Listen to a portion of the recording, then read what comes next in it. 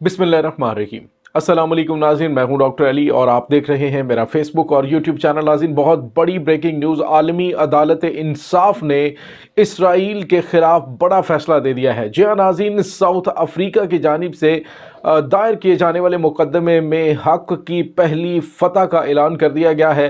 आलमी अदालत इंसाफ की जानिब से क्या फ़ैसला सुनाया गया है, इसकी तमाम तर तफसीलात आज के वीलॉग में आपके साथ शेयर करेंगे। जबकि दूसरी जानिब अमरीका, बरतानिया और दीगर इसराइल की हमायत करने वालों को भी जान के लाले पड़ गए हैं कि आखिर ये हो क्या गया है। वीडियो की तफसील में जाने से पहले अगर आपने हमारे चैनल को सब्सक्राइब नहीं किया हुआ तो काइंडली इसको सब्सक्राइब कर लीजिए और बेल आइकन को ज़रूर दबा दीजिएगा ताकि हमारी आने वाली वीडियो सबसे पहले आप तक पहुंच सके। नाज़रीन, हम आपके शुक्रगुजार हैं जो आप हमारे वीलॉग्स को देखने के लिए वक्त निकालते हैं और कमेंट सेक्शन में अपनी मोहब्बतों का इजहार भी करते हैं। नाज़रीन, गज़ा पर इसराइल की जानिब से की जाने वाली बम्बारमेंट और इंसानी हुकूक की जो धज्जियाँ उड़ाई गई हैं, जो फ़लस्तीनियों की नस्ल कुशी की गई है, उस पर नाज़रीन अब अमरीका और उसके हवारी एड़ी चोटी का जोर लगाने के बावजूद इसराइल को नहीं बचा सके। जहाँ नाज़रीन, बड़ा फैसला बिलाखिर कर लिया गया है। साउथ अफ्रीका, जिसने तमाम इस्लामी ममालिक के मुंह पे थप्पड़ रसीद किया था कि 57 इस्लामी ममालिक जो कि इकट्ठे होकर इसराइल के ख़िलाफ़ आवाज़ बुलंद ना कर सके, इतना बड़ा कदम ना उठा सके, वो साउथ अफ्रीका की जानिब से उठाया गया। नाज़रीन, साउथ अफ्रीका ने ये कदम क्यों उठाया, मुझे वो वाक़या याद आ रहा है आलम लोहार का कि जब उसकी टांग टूट गई तो उसने कहा कि मेरी खबर लेने के लिए वो आए जिसकी कभी टांग टूटी हो। तो साउथ अफ्रीका चूँकि ख़ुद भी इस तरह के हालात से दो चार रह चुका था, उसे अंदाज़ा था कि ये तकलीफ़ क्या होती है कि जब आप पे कोई मुसल्लत होकर आप के घर पे कब्ज़ा करके या आप का इस तरह से नस्ल कुशी करता है तो आपके साथ हालात कैसे होते हैं।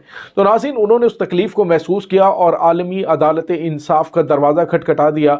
उसके साथ ही पाकिस्तान ने भी साउथ अफ्रीका की हमायत का ऐलान कर दिया। नाज़रीन, इसके साथ ही दीगर जो अरब ममालिक हैं उन्होंने भी साउथ अफ्रीका की हमायत का ऐलान किया। कुछ वेस्टर्न कंट्रीज़ ने भी साउथ अफ्रीका के इस मुकदमे की हमायत का ऐलान किया। उसके बाद नाज़रीन हुआ क्या कि अमरीका की जानिब से बड़ी अजीब व गरीब मंतक घड़ी गई। उन्होंने कहा कि हमें तो गज़ा के अंदर कोई इंसानी हुकूक की खिलाफ वर्जियाँ नज़र नहीं आई हैं। नाज़रीन, अंदाज़ा लगाइए सफाकियत की कि 26,000 लोग शहीद हो चुके हैं, जिसमें 15,000 बच्चे हैं, जिसमें बड़ी तादाद के अंदर लोग इस वक्त भूख और सर्दी से मरने के करीब पहुंच चुके हैं। वहाँ पे अद्वियात नहीं है, वहाँ पे इंसानी अलमिया जन्म ले रहा है। लेकिन अमेरिका कह रहा है कि हमें तो वहाँ पर कोई जीनोसाइड नज़र नहीं आया, हमें तो वहाँ पे फ़लस्तीनियों की कोई नस्ल कुशी नज़र नहीं आ रही।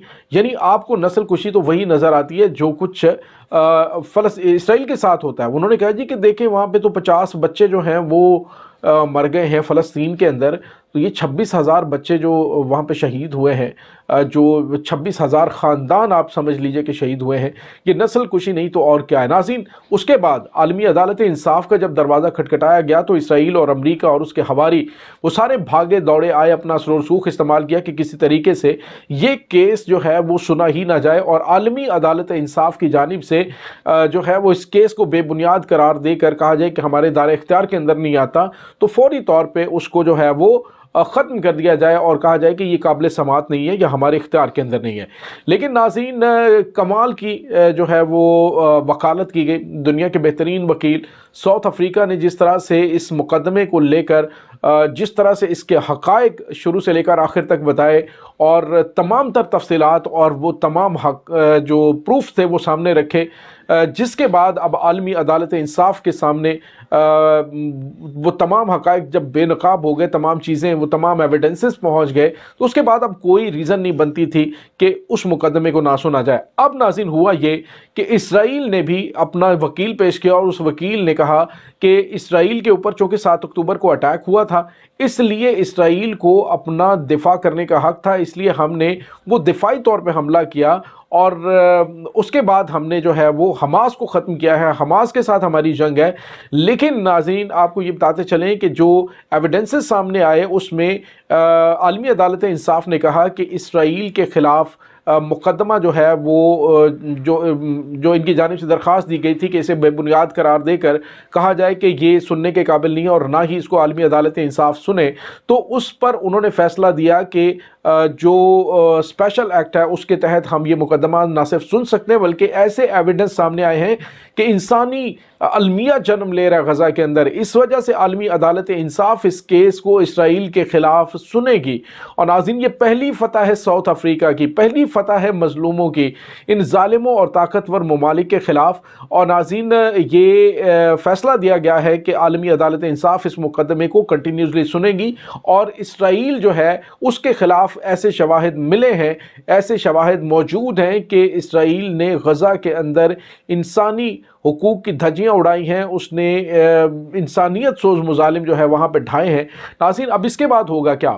عالمی عدالت انصاف کی جانب سے جب فیصلہ دے دیا جائے گا جنگ بندی کا، جو کہ ممکنہ طور پہ جلد ہی دے دیا جائے گا، تو اس سے کیا ہوگا کہ ایک تو فلسطین جو ہے اس کی آزاد حیثیت کو تسلیم کرنے کے حوالے سے یہ باقاعدہ طور پر اقوام متحدہ کے رکن کی حیثیت سے اسے تسلیم کرنے کے لیے کہا جا سکتا ہے، جس سے یہ ہوگا کہ اسرائیل کا جو قبضہ ہے وہ فلسطینی علاقوں پر غیر قانونی قرار دے دیا جائے گا اور اس سے اسرائیل کو ایک غاصب ریاست باقاعدہ طور پہ تسلیم کر لیا جائے گا.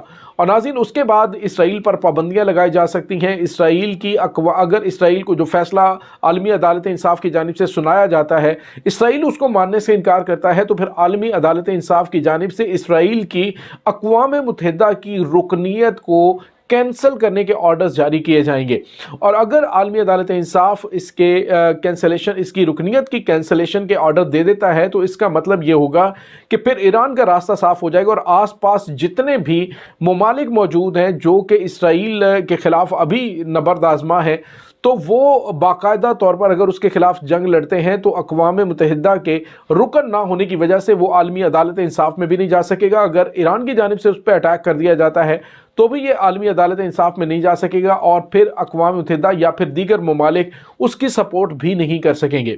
تو ناظرین یہ ایک بڑا اہم کیس ہے، بہت امپورٹنٹ کیس ہے، پہلی فتح ملی ہے، بہت کمال کی فتح ملی ہے غزہ کے مسلمانوں کی. انشاءاللہ آنے والے دنوں کے اندر بہت بڑی بڑی انہیں خوشخبریاں ملنے جا رہی ہیں بشمول فلسطین کی آزادی کے حوالے سے.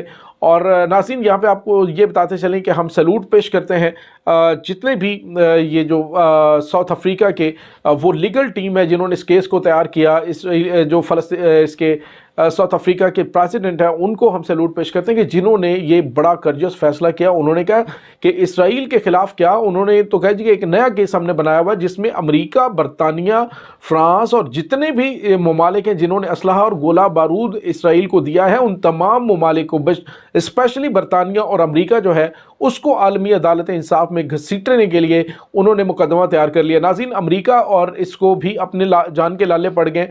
اور دوسری جانب ناظرین آپ کو یہ بتاتے چلیں کہ یہ تو چلیں ایک طرف ہو گیا، امریکہ کے اندر امریکی صدر جو بائیڈن اور اینٹونی بلنکن کے خلاف بھی جو ہے وہ مقدمہ درج ہو چکا ہے.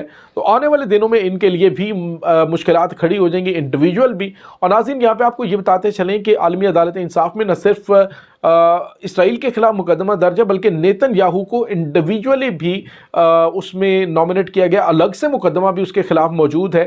تو نیتن یاہو جو ہے وہ بھی آنے والے دنوں میں شدید مشکلات کا شکار ہوگا اور اس کو جو ہے وہ اساسینیٹ کیا جا سکتا ہے، اس کو پھانسی کی سزا بھی ہو سکتی ہے جو کچھ اس نے غزہ کے محاذ پر کیا ہوا ہے. تو ناظرین اس وقت یہ تازہ ترین اپڈیٹ ہے. اس تمام صورتحال کے بارے میں آپ کا کیا کہنا ہے؟ کمنٹ سیکشن میں اپنے خیالات کا اظہار ضرور کیجیے گا. انشاءاللہ بہت جلد ملتے ہیں ایک نئی ویڈیو میں، تب تک کے لیے اپنا بہت سارا خیال رکھیے گا. اللہ وارث.